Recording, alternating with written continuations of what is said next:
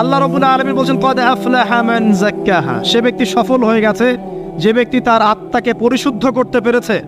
ওয়া কদ খাবা মান দাসাহা, যে ব্যক্তি আত্মাকে পরিশুদ্ধ করতে পারে নাই সে ব্যক্তি ধ্বংস হয়ে গেছে। কিভাবে পরিশুদ্ধ করবেন? তিনটা হাদিস আপনাকে আগে শোনাই। এক, আল্লাহ রাব্বুল আলামিনের হাবিব মুহাম্মদ সাল্লাল্লাহু আলাইহি ওয়াসাল্লাম দরুদ পড়েন, বলেন সাল্লাল্লাহু আলাইহি ওয়াসাল্লাম।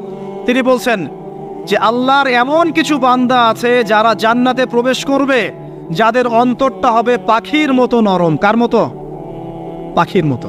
একটা হাদিস শুনলেন। দুই নম্বর হাদিস, আল্লাহর রাসূল সাল্লাল্লাহু আলাইহি ওয়াসাল্লাম বলছেন শহীদদের আত্মা যখন আল্লাহর কাছে পৌঁছায়, আল্লাহ রাব্বুল আলামিন সেই আত্মাগুলোকে সবুজ রঙের কিছু পাখির মধ্যে প্রদান করেন এবং সেই পাখিগুলো আরশের নিচে লণ্ঠন আছে এখানে বসে থাকে এবং তারা জান্নাতের যে কোনো জায়গায় যায়, ঘুরে খাবার খায়, আবার ফিরে আসে। আল্লাহ পাক তাদেরকে বলেন যে তোমরা কি চাও, তোমরা কি চাও? শহীদরা কিচ্ছু বলতে পারে না। কি চাইবো? আল্লাহ এত নিয়ামত দিয়েছেন, কি চাইব? যখন আল্লাহ বারংবার প্রশ্ন করতে থাকেন তোমরা কি আর কিছু চাও, তোমরা কি আর কিছু চাও, তোমরা কি আর কিছু চাও, তখন শহীদরা শেষে বুঝে যে আমাদের কিছু না কিছু তো বলতে হবে এখন। তখন তারা বলে হে আল্লাহ, আমরা আরো একবার পৃথিবীতে যেতে চাই এবং তোমার পথে জীবন দিয়ে আবার ফিরে আসতে চাই। আল্লাহ পাক বলেন এই সুযোগ তো আর নেই, অতএব তোমাদের আর কিছু চাওয়ার নেই, তোমরা এখানেই থাকো। আরেকটা হাদিস শোনেন, রাসূলুল্লাহ সাল্লাল্লাহু আলাইহি ওয়াসাল্লাম বলেছেন, এই হাদিসটা ওমর রাদিয়াল্লাহু আনহু থেকে এসেছে যে তোমরা যদি, হে মানব জাতি বা হে মুসলিমরা, তোমরা যদি আল্লাহর প্রতি তাওয়াক্কুল করার মতোই তাওয়াক্কুল করতে, ভরসা করার মতোই ভরসা করতে, আল্লাহ পাক তোমাদেরকে পাখিদেরকে যেমন করে রিজিক দেন তোমাদেরকে ঠিক সেইভাবে রিজিক দিতেন। তোমরা কি লক্ষ্য করো না যে পাখিরা খালি পেটে বের হয়ে যায় বাসা থেকে সকালবেলা এবং সন্ধ্যাবেলা ভরা পেটে বাসায় ঢোকে? আপনাকে যে তিনটা হাদিস শোনালাম এই তিনটা হাদিসে একটা শব্দ হচ্ছে কমন। শব্দটা কি বলেন? পাখি। পাখি কি? পাখি। আল্লাহ রাব্বুল আলামিন পাখিদের কাছ থেকে আমাদেরকে শিখতে বলছেন এবং বলছেন যে পাখিদের মনটা হয় খুব নরম, খুব সফট এবং তারা আল্লাহর প্রতি তাওয়াক্কুল করে পূর্ণ মাত্রায়। তারা সকালবেলা ভোরবেলা বের হয়ে যায় এবং সন্ধ্যাবেলা বাসায় ফেরে, খালি পেটে বের হয়, ভরা পেটে বাসায় ফেরে। এবং আল্লাহ পাক সবচেয়ে সম্মানিত মওত যেটা শহীদের মওত, সেই শহীদদের আত্মাকে আল্লাহ পাক পাখির রূপ দিবেন। তাহলে পাখিটার বিষয়ে একটা ফোকাস করার দরকার আছে না? আচ্ছা, এখানে আসেন। পাখির মন হচ্ছে নরম, মানে পাখির মনটা তাসকিয়া, আত্মশুদ্ধিতে পরিপূর্ণ। কদ আফলাহা মান যাক্কাহা, সে ব্যক্তি সফল হলো যার হৃদয়টা পবিত্র, নিষ্পাপ, নিষ্কলুষিত হলো, সে ব্যক্তি সফল হবে ইনশাআল্লাহ। একটা কাজ এখানে খেয়াল করেন, পাখিরা সকালবেলা ভোরবেলা বের হয় আর সন্ধ্যাবেলা বাসায় ফেরে। এখনকার মুসলিমদেরকে দেখবেন দুপুরবেলা ওঠে, রাত 3টায় ঘুমায়। কথা কি বুঝেন নাই? পাখির একদম ভোরবেলা ওঠে, যখন ফজরের আজান দিচ্ছে ঠিক তার আগ মুহূর্তে পাখির কিচিরমিচির শুনছেন, তার মানে নামাজের ওয়াক্ত প্রায় চলে যাচ্ছে। তার মানে তার আল্লাহ পাকের হুকুমের সাথেই জেগে ওঠে, সূর্য ডুবে তারা ডুবে যায়। ঠিক এরকম সুন্নত ছিল নবী সাল্লাল্লাহু আলাইহি ওয়াসাল্লামের এবং সাহাবায়ে কেরামের। আজকে 1400 বছর পর মুসলিম জাতি এই সুন্নাহ ভুলে গেছে। আর আমাদের সুন্নত দেখবেন, যদি কোনো রকম উঠেও ফেলি ফজরে, আবার 12টা পর্যন্ত ঘুম, আরো বেশি। আর এই যুব সমাজ যারা আছো তোমরা কেউই 3টা-4টার আগে ঘুমায় বলে আমার মনে হয় না। অলওয়েজ অনলাইনে পড়ে আছে, টিকটক নিয়ে, ফেসবুক নিয়ে, গার্লফ্রেন্ডের সাথে চ্যাটিং। পাখির মতো হতে পারলে পরে মনটা তো নরম হবে, তারপরে না তাসকিয়া অর্জন হবে। পাখির রুটিনটা কি? ভোরবেলা বের হয় আর সন্ধ্যাবেলা বাসায় ঢোকে। অতএব আমরা যদি রাসূলুল্লাহ সাল্লাল্লাহু আলাইহি ওয়াসাল্লামের সুন্নাহ মতো ওই ভোরবেলা উঠতে পারি আর আর্লি নাইট ঘুমিয়ে যেতে পারি এবং সারাদিন যদি রাসূলের সুন্নাহগুলোর উপর আমল করতে পারি, তাসকিয়া অর্জন হবে ইনশাআল্লাহ। কথা বুঝতে পারছেন? 2, পাখির মতো নরম মন লাগবে। এখনকার আমরা যারা বেঁচে আছি আমাদের মনগুলো কঠিন। কেমন কঠিন? পাথরের মতো কঠিন। আমরা যখন দেখি একটা মাইয়াতকে নিয়ে যাওয়া হচ্ছে জানাজায়, আমাদের কোনো ফিলিংস কাজ করে না। জানাজায় যাচ্ছে, জানাজায় দাঁড়িয়ে মোবাইলটা টিপাটিপি করছে, জানাজার সাথে চলছে, কোনো ফিকির নাই যে এই জানাজা আমার হবে কালকে, ওই মোবাইল টিপাটিপি করছে। আমি এমনও দেখেছি, দাফন করা হলো মাইয়াতকে, দাফন করার পরে চারপাশে মানুষজন জড়ো হয়ে গল্প করছে, ভাই আপনার ওই জমিটার কি খবর? আপনার ওইটার কি খবর, বিজনেস কেমন চলছে, চাকরির কি অবস্থা? এই যে মাইয়াতকে পাশে দাফন করলো, কোনো ফিলিংস নাই, কোনো ফিলিংস নাই। আমি আত্মশুদ্ধির কথা বলছি। আত্মশুদ্ধির জন্য আপনার মনটাকে পাখির মতো সফট নরম করতে হবে। যখন আপনি সফট নরম করবেন এবং আত্মশুদ্ধি অর্জন করবেন, তখন দুই ডানা মেলে আপনি আকাশে উঠতে পারবেন ইনশাআল্লাহ। আত্মশুদ্ধি অর্জন না করতে পারলে ডানা কেটে পড়ে যাবে, তখন আর আকাশে উঠতে পারবেন না। কোন আকাশে? ওই যে শহীদের রূহ যে আকাশে চলে গেছে, ওই আকাশ।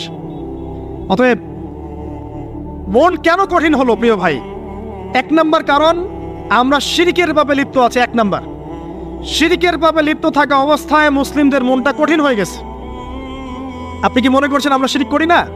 মুসলিমরাও কবর পূজা করে, দেখবেন মুসলিমরাও দেখবেন অনেক ক্ষেত্রে মাজার পূজা করছে। আমি বলিনি যে অলিয়া উলিয়ার মাজার জিয়ারত করা যাবে না, আমি কথা বলছি না, কিন্তু আপনি মৃত মানুষের কাছে আপনার ভালো মন্দ চাইতে পারেন না। কথা বুঝতে পারেন না? আমরা অবশ্যই অলিয়া উলিয়াদের কবর জিয়ারত করব। এটা আপনাকে মৃত্যুর কথা স্মরণ করাবে, তাদের একটা রব আছে যেটাকে আমরা প্রভাব বলি, এটা আপনার মধ্যে আসবে। আমরা অবশ্যই জিয়ারত করব, জিয়ারত করতে বলেছেন নবী সাল্লাল্লাহু আলাইহি ওয়াসাল্লাম, কারণ এটা আপনাকে পরকালের কথা কি করবে? স্মরণ করাবে। ওমরা করতে যান, আল্লাহ পাক সবাইকে তৌফিক দান করুন ওমরা হজ করার এবং বড় হজ করার। আমি দোয়া করি। ওখানে সবচেয়ে সেরা যে দৃশ্যগুলো দেখা যায় তার মধ্যে একটা রাসূলুল্লাহ সাল্লাল্লাহু আলাইহি ওয়াসাল্লামের রওজা। ওখানে গেলে চোখের পানি ঝরে না এমন কোনো মুসলিম নাই, আছে? নাই। আরেকটা সবচেয়ে মন নরম করা একটা দৃশ্য হচ্ছে জান্নাতুল বাকি, যেটা আমরা বাকিউল গারকাত বলি, যেখানে আপনি দেখবেন সাহাবায়ে কেরাম রাদিয়াল্লাহু আনহুমের কবর, যতদূর চোখ যায় তাদের কবর। কবরের কোনো মাজার নাই, সেখানে কোনো তাওয়াফ হচ্ছে না কবরকে কেন্দ্র করে, সেখানে কবরে কেউ ফুল চড়াচ্ছে না, একটা ছোট্ট পাথর দেখা যায়, খেলার কিছু না। পৃথিবীর সবচেয়ে শ্রেষ্ঠ মানুষগুলো সেখানে শুয়ে আছেন। ওখানে গিয়ে দাঁড়াবেন, দেখবেন নিজেকে তুচ্ছ বলে মনে হবে, মনে হবে আমি এই পৃথিবীতে আর কি করছি, সেরা মানুষগুলি মাটির নিচে, আমি এখানে কি করছি? তো দেখুন প্রিয় ভাইরা, অবশ্যই অলিয়া উলিয়াদের কবর জিয়ারত করবেন, কিন্তু মৃত ব্যক্তি আপনার কল্যাণ করতে পারবে?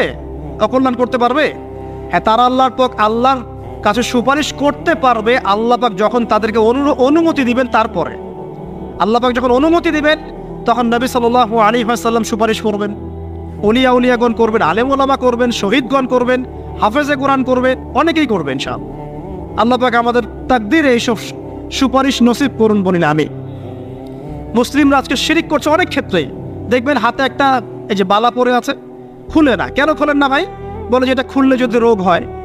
রোগ দেওয়ার মালিক কে? ওই বালা না আল্লাহ? এই যে আপনার বিশ্বাস জন্মে নিয়েছে, এই যে বিশ্বাসটা জন্মিয়েছে আপনার হাতের উপরে, এই বালার উপরে, এটাই শিরক, এটাই শিরক। যদি আপনি বিশ্বাস করেন যে এটা হাতে থাকলে আপনি সুস্থ থাকবেন, হাত থেকে খুলে পড়ে গেলে আপনি আর বাঁচবেন না, এই যে কল্যাণ অকল্যাণের মালিক আপনি কাকে করলেন? ওই বালাকে করেছেন, আল্লাহকে করেন নাই। এখানে শিরক হয়ে গেছে, খুবই সূক্ষ্ম শিরক।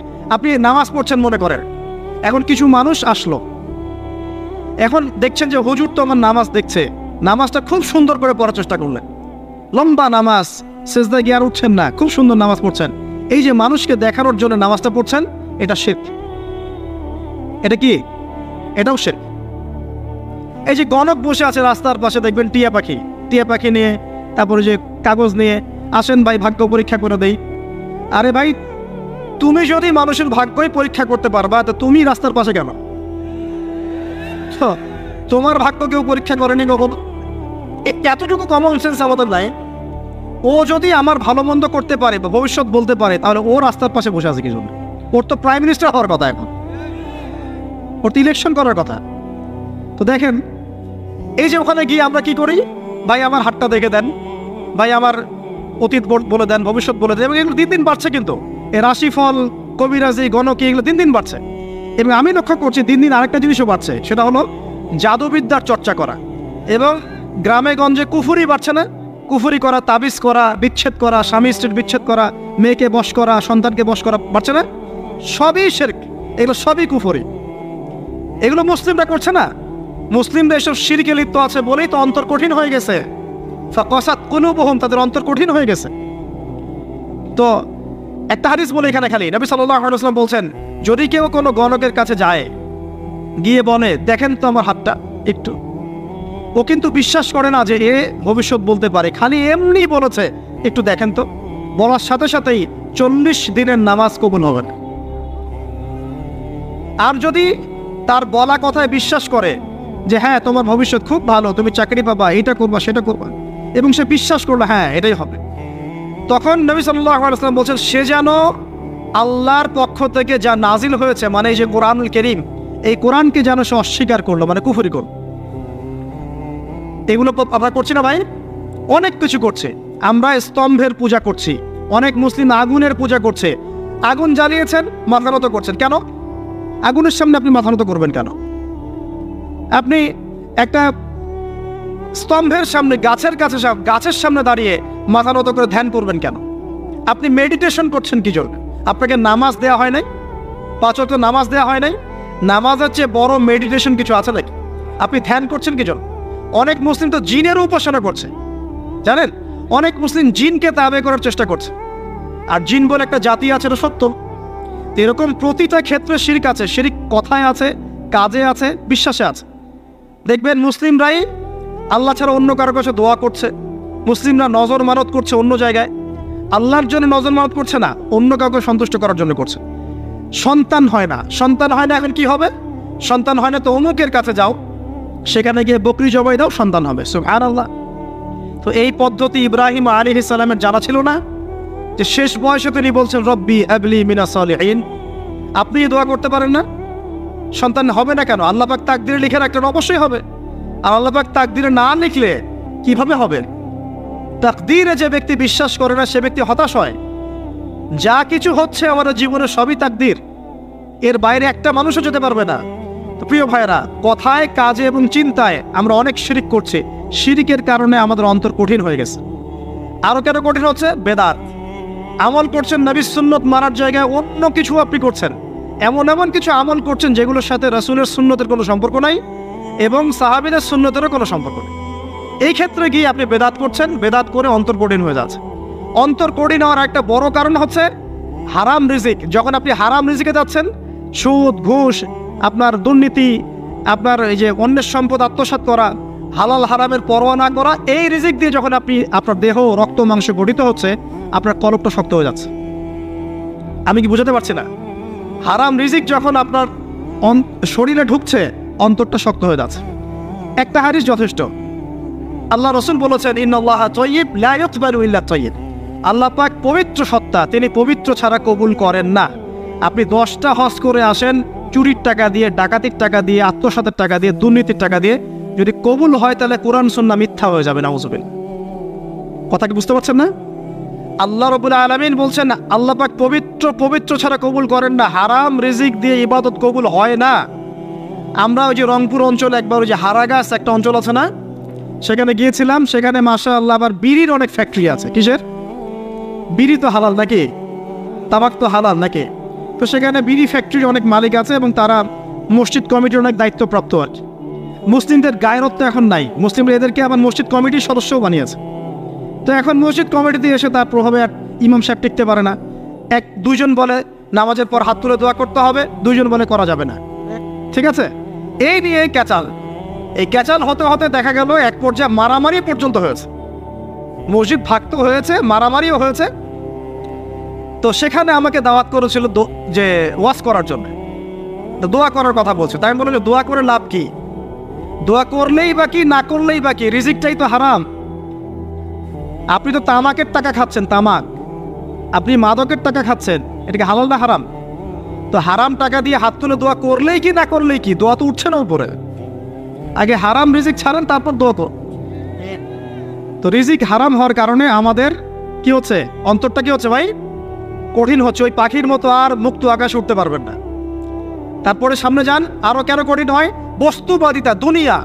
সারাদিন দুনিয়ার ফিকির, দুনিয়ার চিন্তা, খাবো কি, পরবো কি, ব্যাংক ব্যালেন্স, টাকা পয়সা, স্ট্যাটাস, সারাটা দিন দুনিয়ার দুনিয়া। ঘুম থেকে ওঠা থেকে নিয়ে শুরু করে ঘুমানো পর্যন্ত খালি দুনিয়া। যারা দুনিয়ার নেশায় মত্ত হয়ে আছে, এদের অন্তরটা কঠিন হয়ে যায়। এই অন্তরটা পাখির মতো হতে পারবে না। ঠিক আছে কথা? যারা দুনিয়ার নেশায় মত্ত হয়ে আছেন, এই অন্তরটা কঠিন হয়ে যাবে, পাখির মতো হতে পারবে না। তারপর কি? আরো সামনে যান, দিনই জ্ঞান চর্চা না করা অন্তর কঠিন হওয়ার কারণ। আর কি কারণ? পাপ করা, পাপ। যত বেশি আপনি পাপ করবেন, যত বেশি পর্ন দেখবেন, যত বেশি মাদক খাবেন, যত বেশি জুয়া খেলবেন, যত বেশি অহেতুক সময় নষ্ট করবেন, যত বেশি আপনি অন্যের ক্ষতি করবেন, ঠিক আছে, নিরপরাধ মানুষের উপর নির্যাতন করবেন, যত বেশি আপনি পাপ করবেন, পাপ, এই পাপ করতে করতে করতে মানুষের অন্তর কঠিন হয়ে যায়। ইবনুল কাইয়্যিম রাহিমাহুল্লাহ বলেছেন যে পাপ করতে থাকলে মানুষের অন্তর কঠিন হয়ে যেতে থাকে, এবং ইস্তেগফার আর জিকির করলে গিয়ে মানুষের অন্তর আবার নরম হতে থাকে। পাপের উপর পাপ করতে থাকলে মানুষের অন্তর কঠিন হতে থাকে। এ বিষয়ে রাসূলুল্লাহ সাল্লাল্লাহু আলাইহি ওয়াসাল্লাম বলেছেন, যখন মানুষ একটা পাপ করে কলবের মধ্যে একটা কালো দাগ পড়ে যায়, যখন আরও একটা পাপ করে আরেকটা কালো দাগ পড়ে যায়, এভাবে যখন পাপ করতেই থাকে তখন পুরো কলবটাই কালিমাপূর্ণ হয়ে যায়। এই অবস্থায় যদি সে তওবা করে আল্লাহ পাক মাফ করে দিবেন। যদি এই অবস্থায় তার মৃত্যু হয়ে যায়, তার আত্মাটা থেকে দুর্গন্ধ বের হতে থাকে, যে আত্মাটা কবজ করতে পর্যন্ত মালাকুল মউত মানে ঘৃণা পোষণ করেন। কথা কি বুঝতে পারছেন? যখন অন্তর পাপ করতে করতে কলুষিত হয়ে যাবে, ওয়াকাদ খাবা মান দাসাহা, যখন পাপ করতে করতে অন্তর কলুষিত হয়ে যাবে, তখন আপনার এই মালাকুল মউত পর্যন্ত ওই আত্মাটাকে বের করার সময় ঘৃণা করবে, দুর্গন্ধযুক্ত। আল্লাহ পাক আমাদেরকে পাপ থেকে বাঁচিয়ে রাখুন, আমিন। এরকম কিছু কাজ আছে, বস্তুবাদিতা, শিরক, বেদাত, হারাম রিজিক, সারাদিন দুনিয়ার ফিকির নিয়ে থাকা, ঠিক আছে, অন্যের ক্ষতি করা, পাপ কন্টিনিউয়াসলি করতে থাকা, এবং দিন ছেড়ে দেওয়া, দিনের ইলম ছেড়ে দেওয়া, আল্লাহ পাকের আনুগত্য ছেড়ে দেওয়া, এই কাজগুলো করতে থাকলে মানুষের অন্তর কি হয়? কঠিন হয়ে যায়। এখন সলিউশন কি বলেন? 5 মিনিটে আমি সলিউশন বলছি, কেমন করে আপনি এটাকে নরম করবেন আর পরিশুদ্ধতা অর্জন করবেন এবং ওই পাখির মতো মুক্ত আকাশে উড়বেন। কিভাবে বলবো? 1 নাম্বার, অবশ্যই শিরক ত্যাগ করতে হবে। কি করতে হবে? শিরক ত্যাগ করতে হবে, আল্লাহ পাকের তাওহীদের উপর থাকতে হবে। আল্লাহ পাক তৌফিক দান করুন। লং কিছু বলার সময় নেই আমার হাতে, একটা বই বলছি, কিতাবুত তাওহীদ। কি নাম? কিতাবুত তাওহীদ। এই বইটা অনেক ভার্সন বাজারে বের হয়েছে, কিনে দেখবেন শিরক কত প্রকার, কি কি, তাওহীদ কাকে বলে, কত প্রকার, কি কি। যেটা বুঝবেন না, মাদ্রাসা চলে যাবেন, আলেম ওলামার কাছে গিয়ে জিজ্ঞাসা করবেন, হুজুর এটা বুঝি নাই। ঠিক আছে? 1 নাম্বার, শিরক ত্যাগ করতে হবে। 2 নাম্বার, আপনাকে তাওহীদে থাকতে হবে। দেখ, অন্তর নরম করার কথা বলছি। 2 নাম্বার, সুন্নতের উপর আমল করতে হবে। ওই যে পাখির কথা বললাম, যে সকালবেলা বের হয় আর সন্ধ্যাবেলা কি করে? বাসায় ফেরে। খালি পেটে বের হয়, ভরা পেটে বাসায় ফেরে। তার মানে আমাদেরকেও সকাল সন্ধ্যাটা কাটাতে হবে নবী সাল্লাল্লাহু আলাইহি ওয়াসাল্লামের সুন্নত অনুযায়ী। যখন তিনি ঘুমাতেন তখন ঘুমাবেন, যখন উঠতেন তখন উঠবেন, বাকি কাজ যেমন করে করতেন তেমন করে করবেন, তখন অন্তর ইনশাআল্লাহ নরম হয়ে যাবে। ঠিক আছে ভাই? 2। 3 নাম্বার, 5 ওয়াক্ত নামাজ জামাতে। নামাজ আপনাকে যে কোনো পাপ থেকে বাঁচাবে ইনশাআল্লাহ। ভাই জেনা করছেন, নামাজ পড়েন। পর্নোগ্রাফি দেখেছেন, তাও তওবা করে নামাজ পড়েন। আপনি হারাম অ্যাফেয়ার্সে আছেন, হতাশ হয়েন না, নামাজ পড়েন। গোনা ছাড়তে পারছেন না, নামাজ পড়েন। সুদ খাচ্ছেন, নামাজ পড়েন। আপনি পতিতালয়ে গিয়েছেন, নামাজ পড়েন। বেপরদা চলছেন, তাও নামাজ পড়েন। আপনি অন্যের হক নষ্ট করেছেন, তাও নামাজ পড়েন। যে পাপই করেছেন, নামাজটা পড়েন। নামাজ আপনাকে সমস্ত পাপ থেকে বাঁচিয়ে রাখবে ইনশাআল্লাহ। আস্তে আস্তে ইনশাআল্লাহ দেখবেন সব পাপ থেকে আপনি দূরে চলে আসছেন ইনশাআল্লাহ তাআলা। 3 নাম্বার নামাজ। 4 নাম্বার, বেশি থেকে বেশি, ভাই শোনেন, বেশি থেকে বেশি পরকালের ফিকির করবেন। খালি পরকালের চিন্তা করবেন যে আমাকে মৃত্যুবরণ করতে হবে, কবরে যেতে হবে, পুলসিরাত পার হতে হবে, আল্লাহর সামনে দাঁড়াতে হবে। যত বেশি আপনি আল্লাহর ফিকির করবেন, পরকালের ফিকির করবেন, আপনার মনটা নরম হয়ে যাবে ইনশাআল্লাহ তাআলা, মনটা শক্ত হবে না। 5 নাম্বার, মানুষের সাথে খুব বেশি মেলামেশা করবেন না। মানুষের সাথে খুব বেশি মেলামেশা করলে ইবনুল কাইয়্যিম রাহিমাহুল্লাহ বলেছেন অন্তর কঠিন হয়ে যায়। কারণ মানুষ আপনাকে গীবত করাবে, হ্যাঁ, মানুষ খারাপ কাজে নিয়ে যাবে, বেফাস কথাবার্তা বলবেন, হয়তো বেফাস কাজ করবেন, ফজুল কি বাত করবেন, এগুলো করতে গিয়ে আপনি দেখবেন অন্তর কঠিন হয়ে গেছে। এত বেশি মানুষের সাথে মেলামেশার দরকার নাই, প্রয়োজন যতটুকু অতটুকু করবেন। ঠিক আছে? আল্লাহ পাক তৌফিক দান করুন, আমিন। কয়টা বললাম? 5। 6, আমার সবচেয়ে প্রিয় নসিহত, প্রত্যেক দিন মিনিমাম 1 ঘন্টা করে কোরআন তেলাওয়াত করবেন বুঝে। আমি বলিনি না বুঝে করলে কোনো নেকি হবে না, প্রত্যেক হরফে 10 নেকি হবেই হবে, কিন্তু আপনি করবেন বুঝে ইনশাআল্লাহ। যখন বুঝে আপনি প্রত্যেক দিন 1 পারা করে বা 1 ঘন্টা করে কোরআন তেলাওয়াত করবেন, আপনার কলিজা, আপনার কলব নরম হতে বাধ্য, এবং আপনার অন্তরে আল্লাহর নূর নেমে আসবে ইনশাআল্লাহ। দেখবেন আপনার কলব থেকে সমস্ত এই যে পঙ্কিলতা, কলুষতা ইনশাআল্লাহ চলে যাবে ইনশাআল্লাহ তাআলা।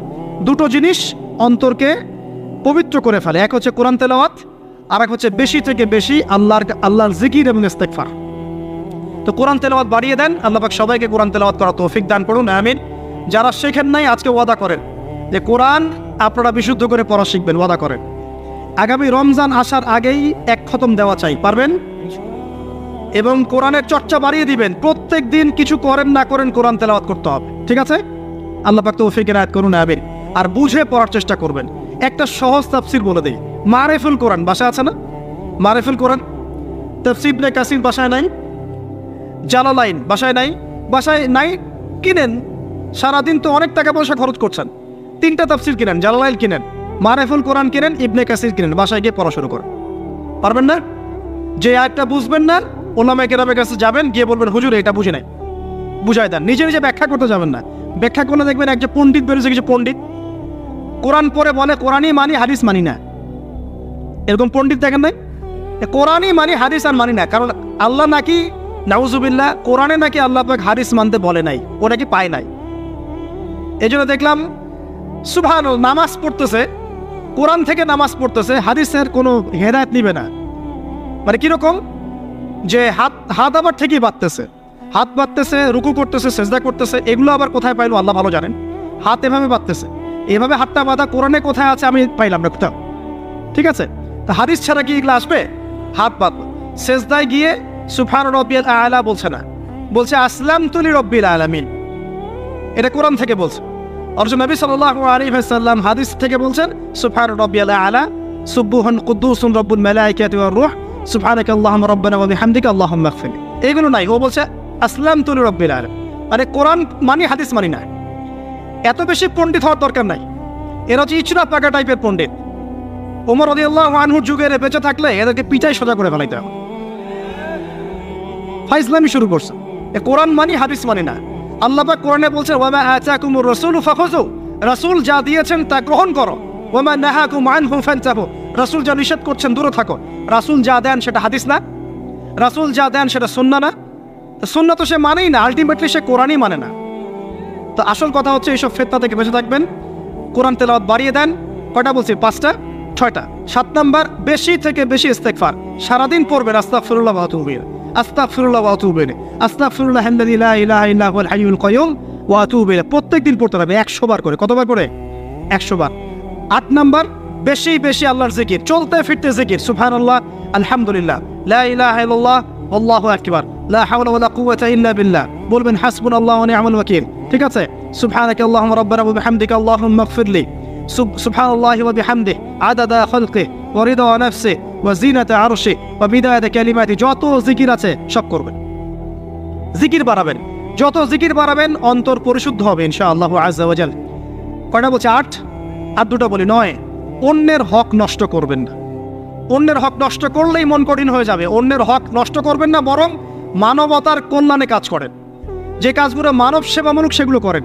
রক্তদান কর্মসূচি করেন, গাছ লাগান, এতিমের মাথায় হাত বোলান, বিধবার খোঁজ খবর নেন, ঠিক আছে? মেয়েদের সেলাই মেশিন কিনে দেন, মানুষের উপকারে কাজ করেন। দেখবেন আপনার মনটা নরম হয়ে যাবে। যার মন নরম এবং যার মনের মধ্যে সততা আছে, আল্লাহ পাক ইনশাআল্লাহ সেখানে অবশ্যই হেদায়েত ঢালবে ইনশাআল্লাহ তাআলা। আর 10 নম্বর সবচেয়ে শেষ হচ্ছে যে কবর জিয়ারত করবেন বেশি বেশি করে, এবং নিজের মৌতের কথা স্মরণ করে আল্লাহর কাছে বেশি বেশি দোয়া করবেন। কি দোয়া করবেন? ইয়া মুকাল্লিবাল কুলুব সাব্বিত কলবি আলা দীনিক, ইয়া মুসাররিফাল কুলুব সাররিফ কুলুবানা আলা তাআতিক। এই দোয়াগুলো করবেন ইনশাআল্লাহ। এবং কবর জিয়ারত করবেন সপ্তাহে সপ্তাহে, পারলে 2 দিন 3 দিন পর পর কবরস্থানে যাবেন। ইনশাআল্লাহ দেখবেন আপনার মন নরম হবে ইনশাআল্লাহ আযজা ওয়া জাল। এখনকার এই সভ্যতা এসে কবরস্থানকে সমাজ থেকে দূরে সরিয়ে দিয়েছে।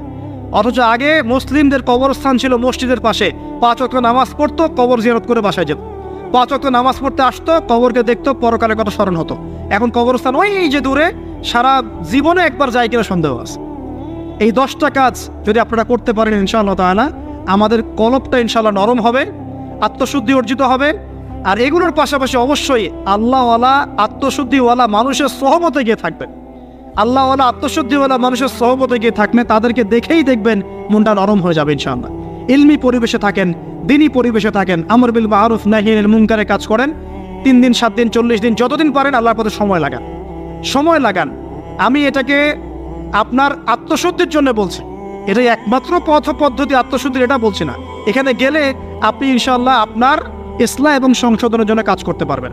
আল্লাহ রাব্বুল আলামিন আমাদের সবার কলবগুলোকে পরিচ্ছন্ন করুন। আল্লাহ পাক আমাদের সবাইকে শিরকের পাপ থেকে বাঁচিয়ে রাখুন, হৃদয় কঠিন হওয়া থেকে বাঁচিয়ে রাখুন। আল্লাহ পাক আমাদেরকে বেশি থেকে বেশি কোরআন তেলাওয়াত করার তৌফিক দান করুন, দ্বীনি জ্ঞান চর্চা করার তৌফিক দান করুন। আল্লাহ পাক আমাদের সবাইকে হারাম রিজিক, জেনা, সুদ, ঘুষ থেকে বাঁচিয়ে রাখুন। আল্লাহ পাক আমাদেরকে পরকালীন চেতনায় এই দুনিয়ার জীবন কাটানোর তৌফিক এনায়েত করুন। আমি হাদিসটা কঠিন। রাসূলুল্লাহ সাল্লাল্লাহু আলাইহি ওয়াসাল্লাম বলেছেন, যখন নবীর নাম উচ্চারিত হবে তখন বলবেন কি? সাল্লাল্লাহু আলাইহি ওয়াসাল্লাম। নবী সাল্লাল্লাহু আলাইহি ওয়াসাল্লাম বলেছেন, মান তারাকা সালাতান মুতাআম্মিদান ফাকাদ কাফারা। মান মানে যে কেউ, তারাকা মানে ছেড়ে দিল, ত্যাগ করলো, সালাতান মানে নামাজ, মুতাআম্মিদান মানে ইচ্ছাকৃতভাবে, ফাকাদ কাফারা সে ব্যক্তি কুফরি করলো। এই হাদিসটাকে আগে শুনেছেন? আলেম ওলামারা জানেন, কিন্তু আপনারা কি জানেন? মান তারাকা সালাতান মুতাআম্মিদান ফাকাদ কাফার, যে ব্যক্তি ইচ্ছাকৃতভাবে বিনা ওজরে, কোনো ওজর নাই, ইচ্ছাকৃতভাবে নামাজ ছেড়ে দিল, ত্যাগ করলো, সে ব্যক্তি কুফরি করলো। এখন আপনি বলেন, কুফরি যে ব্যক্তি করে সে কি হয়? যদি আমরা ধরেও নেই সে মন থেকে নামাজ অস্বীকার করে না, অলসতা বশত পড়ে নাই, তারপরেও তো কাজটা ফাঁসেকি, তাই নয় কি? আচ্ছা, তো আজকের প্রথম নসিহত হচ্ছে 5 ওয়াক্ত নামাজ মৃত্যুর আগ পর্যন্ত কেউ ছাড়বেন না। আমার সাথে ওয়াদা করেন যে ইনশাআল্লাহ আগামী যতদিন বেঁচে থাকব 5 ওয়াক্ত নামাজ জামাতে পড়ার চেষ্টা করব, যদি জামাত না পাই একা পড়ার চেষ্টা করব। আল্লাহ পাক তৌফিক দান করুন, আমিন। আজকে যদি এই কথাটাই শুধু বাসায় নিয়ে যেতে পারেন, 5 ওয়াক্ত নামাজ আর জীবনে ছাড়বো না, আমাদের আজকের মাহফিল সফল। আর আজকে যদি অনেক কথাবার্তা হয় ওয়ার্ল্ড অ্যাফেয়ার্স নিয়ে, ইকোনমিক্স নিয়ে, শেষ জামানা নিয়ে, ঠিক আছে, আমাদের সমকালীন ফিতনাগুলো নিয়ে, কিন্তু দিন শেষে বাড়িতে যদি কিছু না নিয়ে যেতে পারেন তাহলে আলোচনায় এসে কোনো লাভ নাই। এই ছবি তোলাতুলি, ভিডিও করা, হ্যাঁ, স্লোগান দেয়া, আইওয়াস শোডাউন করার মধ্যে কোনো ফায়দা নাই। ফায়দা কিসে? কদ আফলাহা মান যাক্কাহা। আল্লাহ পাক সূরা শামসের মধ্যে বলছেন, কদ আফলাহা, সে ব্যক্তি সফল হয়ে গেল। সে ব্যক্তি সফল হয়ে গেল মানে সে জান্নাতে চলে যাবে ইনশাআল্লাহ। কে? মান যাক্কাহা, যে ব্যক্তি তার নফসটাকে, তার এই যে কলব, এটাকে পরিশুদ্ধ করতে পেরেছে, সে ব্যক্তি সফল হয়ে গেল। ওয়াকাদ খাবা মান দাসাহা, যে ব্যক্তি তার নফসটাকে পরিশুদ্ধ করতে পারলো না, সে ব্যক্তি ধ্বংস হয়ে গেল। নফস কিভাবে পরিশুদ্ধ হবে এটা আমাদের আজকের আলোচনার টপিক। তার আগে আমরা বলি, 5 ওয়াক্ত নামাজ ছাড়া নফস কখনো পরিশুদ্ধ হবে না। তো আজকে আমরা অনেক যদি আলোচনা করি, বাসায় কিছু নিয়ে যেতে না পারি, তাহলে আলোচনার কোনো লাভ নাই, কোনো ফায়দা নাই। মানুষকে দেখানো, তাকবীর দেয়া, এই যে আমাকে প্রোটোকল দিয়ে নিয়ে আসলেন, ঠিক আছে, ভালোবাসা ভালোবাসার জায়গায়, কিন্তু দিন শেষে যদি আমরা আল্লাহর সামনে আত্মসমর্পণ করতে ব্যর্থ হই, তাহলে এই মাহফিলগুলোর বরকত নষ্ট হয়ে যাবে। আমরা কি চাই যে মাহফিলের বরকত নষ্ট হয়ে যায়? আসরের জামাত আমরা আদায় করেছি, এই জামাত আমাদেরকে শৃঙ্খলা শিখিয়েছে, শেখায় নাই? একজন ইমাম লিড দিলেন নামাজে, আপনারা তাকে ফলো করলেন, তাই নয় কি? এটাই তো হচ্ছে মুসলিম উম্মার বৈশিষ্ট্য। মুসলিম উম্মা হবে শৃঙ্খলাবদ্ধ জাতি, যাদের প্রতিটা কাজ হবে সুশৃঙ্খল। আর আমাদের কাজগুলো কি এখন সুশৃঙ্খল? আমরা কিন্তু উশৃঙ্খল জীবনযাপন করি। দেখবেন ওই যে একটা হাদিস আছে শেষ জামানায়, যে নারী পুরুষের পোশাক পরবে, পুরুষ নারীর পোশাক পরবে। এই যে উশৃঙ্খলতা, দেখেন না এখন শেষ জামানায় আপনি দেখবেন এমন এক শ্রেণীর মেয়ে বের হয়েছে বাজারে, রাস্তাঘাটে, সমাজে, যারা কাপড় পরবে কিন্তু কাপড় পরেও নগ্ন থাকবে। এ কোনো হাদিস আমি বানিয়ে বলছি না, সবগুলো হাদিস সহিহ। এখন দলিল দিতে গেলে অনেক সময় চলে যাবে। তো উশৃঙ্খলতার যুগ, কাপড় পরে থাকাটা তাকওয়ার পোশাক, শালীনতা। আর এখনকার যুগটা চলছে কাপড় খোলার যুগ। কথা ঠিক না ঠিক বলেন? এখন মানুষ কাপড় খুলতে পারলে বেশি কমফোর্ট ফিল করে। আর আপনারা জানেন না, এই মহাবিশ্বে আমাদের পিতা এবং মাতা আদম এবং হাওয়া আলাইহিস সালাম, তাদেরকে সর্বপ্রথম কে নগ্ন করে দিয়েছিল জানেন? ফালাম্মা যাকাশ শাজারা, যখন আমাদের পিতা মাতা ওই গাছের কাছে চলে গেলেন। কোন গাছ? যেটা আল্লাহ পাক বলেছিলেন ফালা তাকরাবা হাযিহিশ শাজারা, ওই গাছের কাছে যখন তারা চলে গেলেন, তার ফল খেয়ে ফেললেন, বাদাত লাহুমা সাওআতিহিমা, তাদের এই যে পোশাকটা, এই পোশাকটা খুলে পড়ে গিয়েছিল এবং লজ্জাস্থান উন্মুক্ত হয়ে গিয়েছে। তো সর্বপ্রথম আমাদের পিতামাতাকে নগ্ন করে দিয়েছিল কে? ইবলিস। এখন যারা মুসলিমদের গা থেকে কাপড় খুলে ফেলতে চাচ্ছে, এরা তাহলে কার অনুসারী? দলিল কি পেয়েছেন? বানিয়ে বলি নাই, সূরা আরাফ পড়েন, পেয়ে যাবেন ইনশাআল্লাহ। কোন সূরা? সূরা আরাফ। প্রথম নসিহত প্রিয় ভাইরা, এই যুগটা হচ্ছে উচ্ছৃঙ্খলতার যুগ। এই যুগে মানুষ আল্লাহ পাকের হালালকে খুব কমই পরোয়া করে। আল্লাহর হালালকে মানুষ হারাম করে নিচ্ছে, আর আল্লাহর হারামকে মানুষ হালাল করে নিচ্ছে। আল্লাহ পাকের বিশাল একটা হারাম হচ্ছে সুদ বা রিবা, আর এখন আমাদের উপর রিবা হয়ে গেছে ওয়াজিব। নাউজুবিল্লাহ। একটা দেশ নাই যেটা সুদমুক্ত, একটা জেলা পাবেন না সুদমুক্ত, একটা গ্রাম, থানা, ইউনিয়ন পাবেন না সুদমুক্ত। নবীজি এই যুগের কথাই হয়তোবা বলেছেন, যে যুগে মানুষ সুদ থেকে বেঁচে থাকতে চাইলেও সুদের ছিটা ফোঁটা গিয়ে তার গায়ে লাগবে। মনে করেন আপনি একটা কনস্ট্রাকশন করেছেন, একটা সুদী প্রতিষ্ঠান থেকে লোন নিয়েছেন, এখন আপনি ওই কনস্ট্রাকশনটা ভাড়া দিয়েছেন। সেখানে মনে করেন আমি ভাড়া নিয়েছি, আমি আপনাকে মাসে মাসে ভাড়া প্রদান করছি, আপনি সেই ভাড়ার টাকাগুলো কালেক্ট করছেন, করে সেই প্রতিষ্ঠানের লোন শোধ করছেন। প্রত্যক্ষভাবে না হলেও আমি কিন্তু পরোক্ষভাবে সুদে হেল্প করছি। আমি বুঝাতে পারছি না মনে হয়। এর বাইরে 1% মানুষ এখন পৃথিবীতে নাই যে ব্যক্তি রিবা থেকে বাইরে, ইচ্ছাকৃত হোক অনিচ্ছাকৃত হোক। আর এই প্রসঙ্গ আসলে আমি 2-4টা কথা না বলে থাকতে পারি না। সেটা হলো, নবী সাল্লাল্লাহু আলাইহি ওয়াসাল্লাম বলেছেন, রিবার 73টা শাখা আছে পাপের, তার মধ্যে সবচেয়ে নিচু শাখা হচ্ছে নিজের মাকে বিয়ে করা। সহিহ বুখারীর একটা বর্ণনা এসেছে, যে ব্যক্তি 1 দিরহাম সুদ খায়, দিরহাম কি? রৌপ্য মুদ্রা। কোথায় আছে? জাদুঘরে। কোথায় আছে? মার্কেটে আছে। রৌপ্য মুদ্রা দেখেছেন জীবনেও? স্বর্ণ মুদ্রা দেখেছেন? কোরআনে আছে, হাদিসে আছে, মার্কেটে নাই। কেন মার্কেটে নাই? কারণ পশ্চিমারা স্বর্ণ এবং রৌপ্য মুদ্রাকে হারাম করে দিয়েছে। পশ্চিমারা স্বর্ণ এবং রৌপ্য মুদ্রার ডিলিংসটাকে মার্কেট থেকে উঠিয়ে দিয়েছে। এই জন্য আপনি মার্কেটে গোল্ড কয়েন এবং সিলভার দিরহাম পাবেন না। কিন্তু আল্লাহর রাসূল সাল্লাল্লাহু আলাইহি ওয়াসাল্লামের যুগে এটা ছিল। এখন অনেক মানুষ দেখবেন বেদাত নিয়ে কথা বলে একদম ফেনা বের করে ফেলছে। অর্থনৈতিক সেকশনের বেদাত চোখে পড়ে নাই। এখন বলতে পারে এটা তো দুনিয়াবি বিষয়। বাস্তবিক অর্থে এটা দুনিয়াবি বিষয় নয়। কারণ এই পেপার মানির মধ্য দিয়ে, ইলেকট্রনিক মানির মধ্য দিয়ে আপনার সম্পদকে সিজ করে চুষে খাওয়া হচ্ছে, আপনি বুঝতে পারছেন না। এখন প্রতারণা করা কি জায়েজ না জায়েজ? শোয়েব আলাইহিস ইসলামের নাম শুনেছেন? একটা কম ছিল মাদিয়ানে, শোয়েব আলাইহিস ইসলামের কম। এই কম সম্পর্কে আল্লাহ পাক যখনই কথা বলেছেন তখনই তাদের একটা দোষ উল্লেখ করেছেন। সেটা কি? সেটা হচ্ছে যে তোমরা অন্যায়ভাবে মানুষের সম্পদ আত্মসাৎ করো না। তোমরা অন্যায়ভাবে মানুষের সম্পদ আত্মসাৎ করো না। এই কাজটা করতো শোয়েব আলাইহিস ইসলামের কম, এবং তারা মাপে কম দিত, জনগণের অর্থ সম্পদ লুটে পুটে খেত। আল্লাহ রাব্বুল আলামিন তাদেরকে ভূমিকম্প দিয়ে ধ্বংস করে দিয়েছে।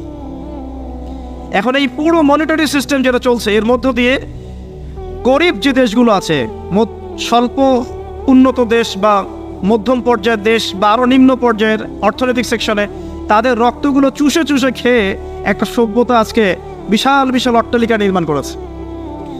এই যে অন্যের রক্ত চুষে নিজে বড়লোক হওয়া, এটা কি হালাল না হারাম? এ কারণেই এই মনিটারি সিস্টেমের মধ্যে হারাম আছে। এই যুগটা সেই যুগ যেখানে মানুষ আল্লাহর হারামকে হালাল করে নিয়েছে আর হালালকে হারাম করে নিচ্ছে। রিবা একটা টাটকা হারাম, আমরা এটাকে হালাল করে ফেলেছি। এখন এই হাদিসগুলো শুনলে আমাদের গায়ের মধ্যে দাগও কাটে না, অন্তরটা কেঁপে ওঠে না, আমাদের কলবে কোনো নড়া দেয় না। নবী সাল্লাল্লাহু আলাইহি ওয়াসাল্লাম বলছেন, 1 দিরহাম যে ব্যক্তি সুদ খেয়েছে সে যেন 36 বার জেনা করেছে। কতবার? আমি হাদিসটা বানিয়ে বললাম কি বললাম না, আপনারা আলেমদেরকে জিজ্ঞাসা করবেন, বাসায় গিয়ে অবশ্যই জিজ্ঞাসা করবেন। যদি দেখেন হাদিস ঠিক আছে, সরি, তাহলে আল্লাহর ওয়াস্তে এখন যেমন তওবা করলেন আমি 5 ওয়াক্ত নামাজ ছাড়বো না, ঠিক আমার সাথে আবার তওবা করেন যে সারা জীবন সুদ খাবো না ইনশাআল্লাহ। নবী সাল্লাল্লাহু আলাইহি ওয়াসাল্লাম 4 শ্রেণীর মানুষকে অভিশাপ করেছেন। এক শ্রেণী যে সুদ খায়, 2 নাম্বার যে দেয়, 3 নাম্বার যে সাক্ষী থাকে, 4 নাম্বার যে লিখে রাখে। এখন আপনি বলেন এই পুরো মনিটরি সিস্টেমের মধ্যে এই 4 শ্রেণীর মানুষ আছে না? কোনো না কোনোভাবে আমরা এর সাথে সম্পৃক্ত নই কি? সম্পৃক্ত। অতএব আল্লাহর এই বাণীকে যদি ভয় করেন, কোন বাণী? আল্লাহ পাক বলছেন ইয়া আইয়ুহাল্লাযীনা আমানু হে মুমিনগণ ইত্তাকুল্লাহ, তোমরা আল্লাহকে ভয় করো। ওয়াযারু মা বাকিয়া মিনার রিবা ইন কুনতুম মুমিনিন, তোমরা সুদের অবশিষ্ট অংশগুলো ছেড়ে দাও যদি প্রকৃতপক্ষে তোমরা মুমিন হয়ে থাকো।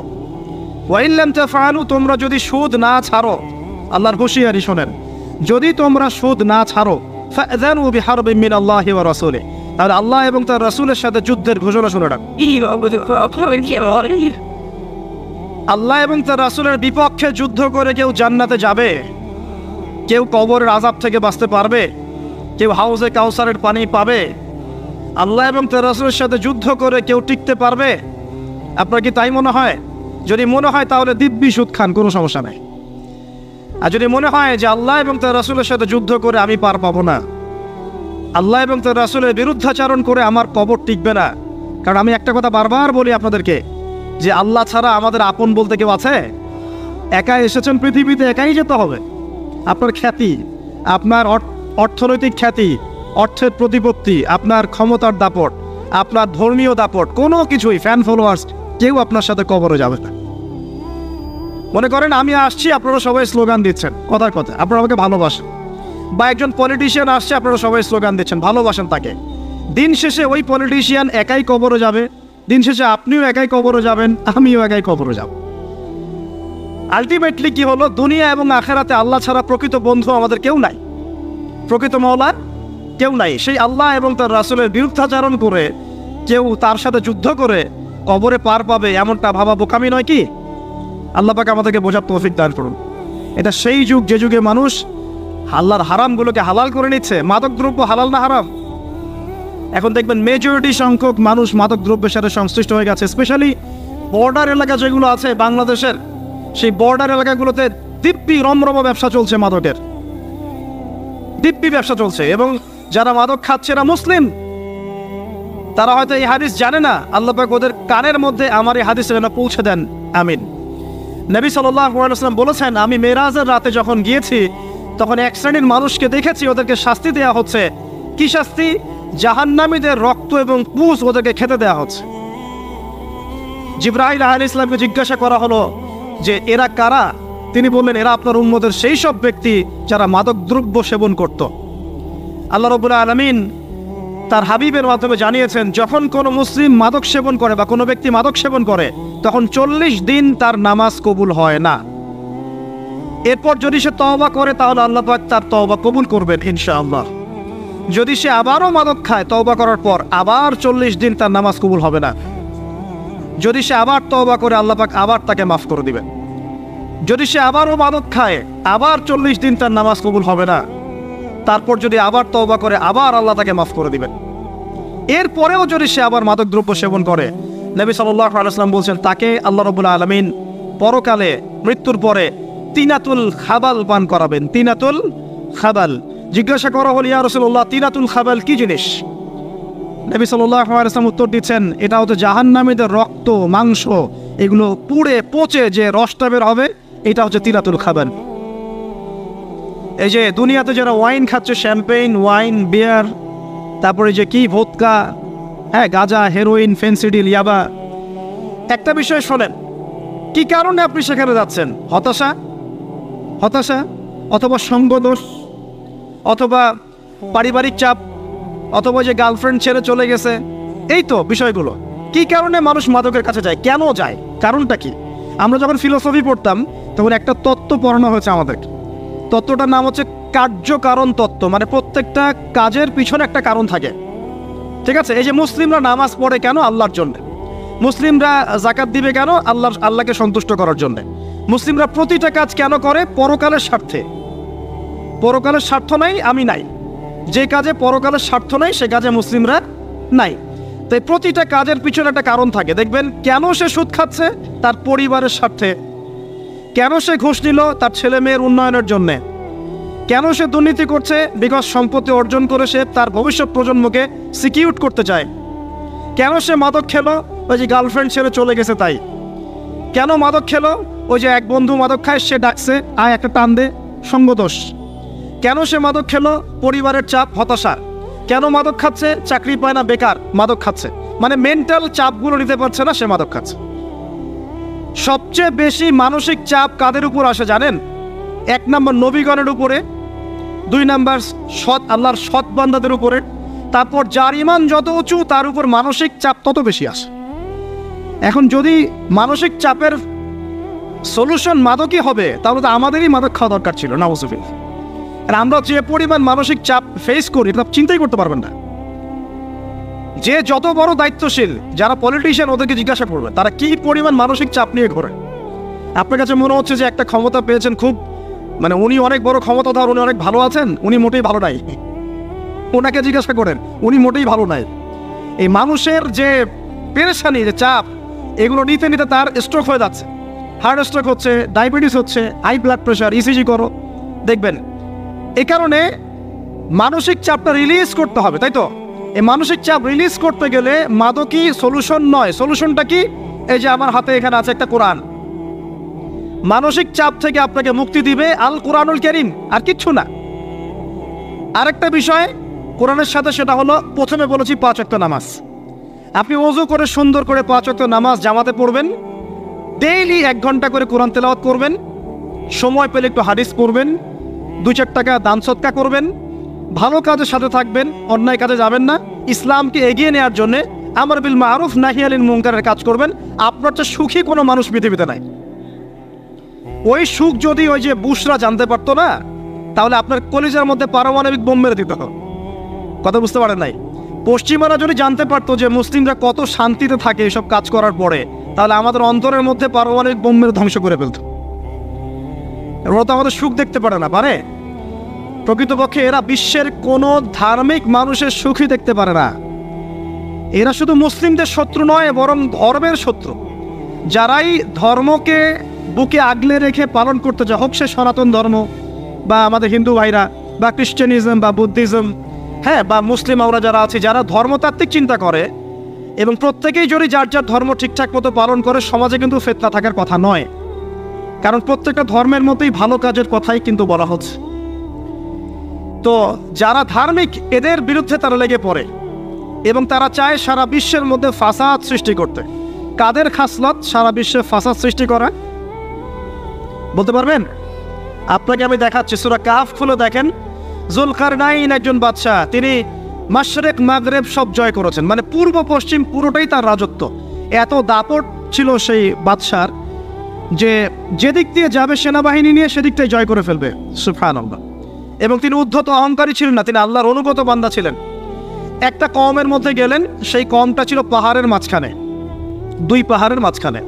এখন ওই কওম তাকে বলছে, ইয়া যুলকারনাইন, হে যুলকারনাইন, ইন্না ইয়াজুজ ওয়া মাজুজ মুফসিদুনা ফিল আরদ। ভালো করে বোঝেন, হে যুলকারনাইন, নিশ্চয়ই ইয়াজুজ আর মাজুজ এই 2 শ্রেণীর মাখলুক, তারা পৃথিবীতে ফাসাদ সৃষ্টি করে বেড়াচ্ছে। কি করছে?